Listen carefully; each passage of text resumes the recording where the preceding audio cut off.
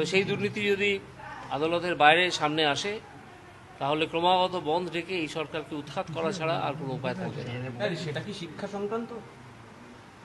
না, শিক্ষা সংক্রান্ত নয়। মানে কয়লা কেলেঙ্কারি হতে পারে, কিংবা আরও স্পেসিফিক যদি বলা যায় পৌরসভার কেলেঙ্কারিও হতে পারে। তার বিরুদ্ধে 1-to-1 পলিটিক্যাল প্রোগ্রামে আসো এবং চাইলে রাজ্যকে পুরোপুরি অচল করে চাকা জ্যাম করে দাও। রাজ্যকে অচল করতে পারা মুখ্যমন্ত্রী মমতা ব্যানার্জির দুর্নীতির বিরুদ্ধে একদম এমন লড়াই, যুদ্ধ ঘোষণা করা, উইল উইন সিচুয়েশন তৈরি করা, তা না হলে কিন্তু এ রাজ্যে বিজেপির মানে ক্ষমতায় আসীন হওয়া অসম্ভব প্রায় হয়ে যাবে। আমি আপনাকে বলছি, অভিজিৎ বাবু দুর্নীতির বিরুদ্ধে জিরো টলারেন্স নিয়ে লড়াই করেছিলেন। রাজনীতির আঙ্গিনাতেও তিনি যে এটা করতে পারছেন বিরোধী আসনে বসেও, তার জন্য তাকে ধন্যবাদ। অভিজিৎ বাবু বলেছেন তিনি দীর্ঘদিন এই ধরনের দুর্নীতি প্রকাশের মাসিয়া ছিলেন। বিচারপতি হিসাবে তিনি সমস্ত চাকরি চুরির তদন্তগুলো করেছেন। আজকে যেগুলো আজকে দেখতে পাচ্ছি বেকার ছেলে মেয়েদের যেটুকু বা পেয়েছে সুরাহা, তার জন্যই তো আজকে তিনি রাজনীতির আঙ্গিনায় তিনি যদি এই কথাগুলো বলে থাকেন, আমি হলফ করে বলছি তিনি দায়িত্ববান নাগরিক, একজন সর্বোচ্চ আইন তৈরির জায়গায় আছেন, সাংসদ, হায়েস্ট ল মেকার হিসাবে তিনি রিপ্রেজেন্ট করেন সাধারণ মানুষের। তিনি নিশ্চয়ই দায়িত্ববান পদে থেকে ভুলভাল বলবেন না এবং বলেনও নি। উনি দুর্নীতি নিয়ে যে কটা রায় দিয়েছেন, কোনো রায় তেমন না হলে পরে দাঁড়িয়েছে এবং টিকে গেছে। তার উদাহরণ 26,000 চাকরি যাওয়ার তার যে আদেশ নিম্ন আদালতে। আমি আপনাকে বলছি, অভিজিৎ বাবু দুর্নীতির বিরুদ্ধে জিরো টলারেন্স নিয়ে লড়াই করেছিলেন। রাজনীতির আঙ্গিনাতেও তিনি যে এটা করতে পারছেন বিরোধী আসনে বসেও, তার জন্য এবং আমি আশাবাদী তার কথা যেন সঠিক হয়। খুব শীঘ্রই রাজ্যের দুর্নীতির বিরুদ্ধে তার যে লড়াইটা সেটা যেন ফলস্প্রুত হয়। আমার লজিকে রাজ্যে তো 43টা দপ্তর রাজ্যের মুখ্যমন্ত্রীর, সবগুলোই তো দুর্নীতিযুক্ত। হালামলের দুর্নীতিটা হচ্ছে কয়লা কেলেঙ্কারি, সবচেয়ে বড় দুর্নীতি, এটাও হতে পারে। কিংবা দেখো 698 কোটি টাকা অ্যাটাচড হয়েছে চাকরি দুর্নীতির, ভাবতেই পারছি না, এটা তো হয়ে গেছে। আমার যেটা লজিকে এটা কয়লা কেলেঙ্কারি হতে পারে, কিংবা আরও স্পেসিফিক যদি বলা যায় পৌরসভার এনিথিং এলস। মোট কথা কেলেঙ্কারিটা যে শাসক দলের রাজ্যের, এবং সেটা যে এত বড় মাপের যে তিনি কেন্দ্রীয় তদন্তকারী সংস্থার উপরে ভরসা করতে পারছেন না, তিনি সরাসরি আদালতেরই ভরসায় রাখছেন, সেটা কিন্তু আবারও প্রমাণিত। দেখো, তিনি রাজনীতির কোর জায়গাটা বলেছেন।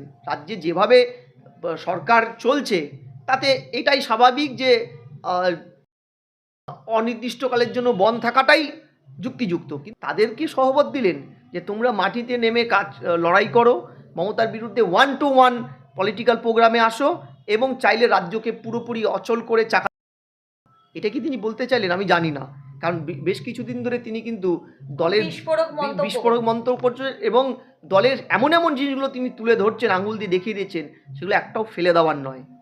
তিনি কি গণভোটের কথা বলছেন আমি জানি না, নাকি বিজেপিকে গ্রাসরুট লেভেলে প্রত্যেকের বাড়িতে যেটা বামেরা করে, বামপন্থী দলগুলো করেন, সেইভাবে মানুষের কাছে পৌঁছানোর কথা বলছেন, যেটা জনসংযোগের সবচেয়ে বড় দিক। ঠিক আছে, ভোটের আগে একটা প্যারালাল ভোট, তিনি কি সেই দিকে নির্দেশ করছেন আমি জানি না।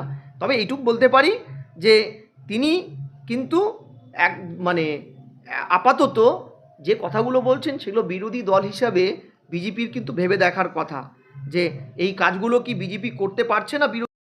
রাজ্যকে অচল করতে পারা মুখ্যমন্ত্রী মমতা ব্যানার্জির দুর্নীতির বিরুদ্ধে একদম এমন লড়াই, যুদ্ধ ঘোষণা করা, উইল উইন সিচুয়েশন তৈরি করা, তা না হলে কিন্তু এ রাজ্যে বিজেপির ক্ষমতায় আসীন হওয়া অসম্ভব প্রায় হয়ে যাবে।